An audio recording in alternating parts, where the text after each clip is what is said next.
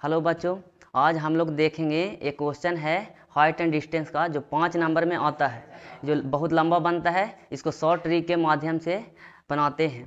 तो देखिए क्वेश्चन है कि एक मीनार पर 20 मीटर लंबा ध्वजदंड खड़ा है। एक मीनार है, उस पर एक झंडा खड़ा है जिसका लंबाई 20 मीटर है। धरती तल पर के एक बिंदु से ध्वजदंड के पाद माने जड़ी और शिखर का उन्नयन कोण 30 डिग्री और 60 डिग्री है। 30 डिग्री और 60 डिग्री है। तो मीनार की ऊंचाई बताना है। चलिए हम लोग क्वेश्चन सोल्व करते हैं। तो यहाँ से ये हमारा ज़मीन है, ये जो है ज़मीन है। इस पर एक मीनार पर 20 मीटर लंबा ध्वजदंड है। तो पहले एक मीनार बनाते हैं। ये है जो यहाँ से एक मीनार है और इस पर भी एक झंडा खड़ा है। तो ये मीनार पर एक झंडा बनाते हैं। यहाँ ये झंडा है मीनार पे। ये अब बोला था कि धरती तल पर के एक बिंदु से ध्वजदंड के पाद, तो ध्वजदंड के पाद कौन होगा? ये होगा। ध्वजदंड का पाद हो जाएगा ये। तो यहाँ से ये एक बनाता है 30 डिग्री का कोण, और एक यहाँ से शिखर से कितना कोण बनाता है?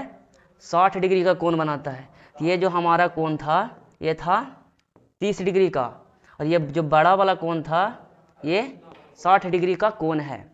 तब क्या करेंगे? अब इसमें ये इस त्रिभुज में चलेंगे। कौन सा?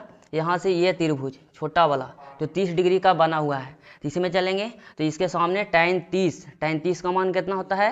तो tan 30 का मान होता है 1/√3, यानी tan 30 डिग्री का मान 1/√3 होता है। तो सामने वाला को लेते हैं क्या? लंब, यानी p।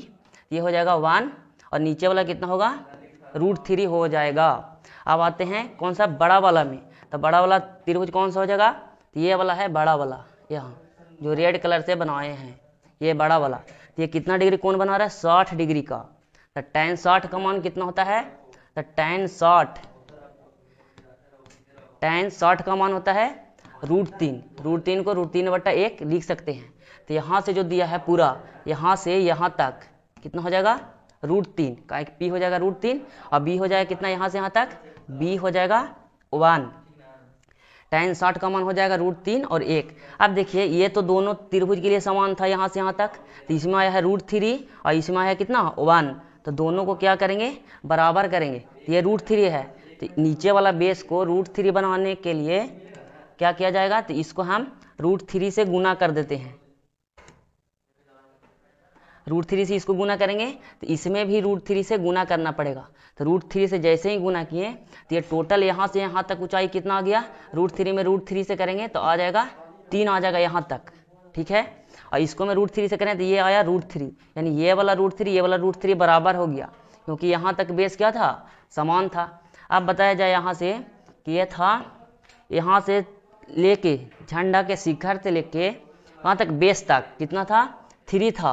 और ये वाला जो हाइट है यहाँ तक ये कितना है? ये है 1 है। तो ये कितना होगा? टोटल था 3, तो और 3 में से 1 चला देंगे तो बचा कितना? 2। ये 2 बचा। अच्छा, मेन चीज़ यहाँ लिखना भूल गए हैं। कौन सा? एक मीनार पर 20 मीटर लंबा ध्वजदंड है। अब दिया था क्या? दिया था कि ये जो झंडा की लंबाई था यहाँ से यहाँ ये 20 मीटर था। अब बनाना चालू करते हैं। यहाँ क्या बनेगा? झंडा की लंबाई था 20 मीटर। हम जो एंगल निकाले थे इसके हिसाब से कितना आया है? तो इसको ये तो इतना दूर आया था 1, और ये पूरा आया झंडा की लंबाई था 2। रेशियो के हिसाब से निकालें तो यहाँ 2 से डिवाइड करेंगे, क्योंकि दिया था झंडा की लंबाई 20। तो यहाँ झंडा की लंबाई कितना रेशियो निकाले थे? 2 निकाले थे, तो 2 से डिवाइड किए। अब पूछा हमारा आंसर क्या? कि मीनार की ऊंचाई बताइए। तो मीनार की ऊंचाई कौन सा? रेशियो के हिसाब से आया कितना? 1।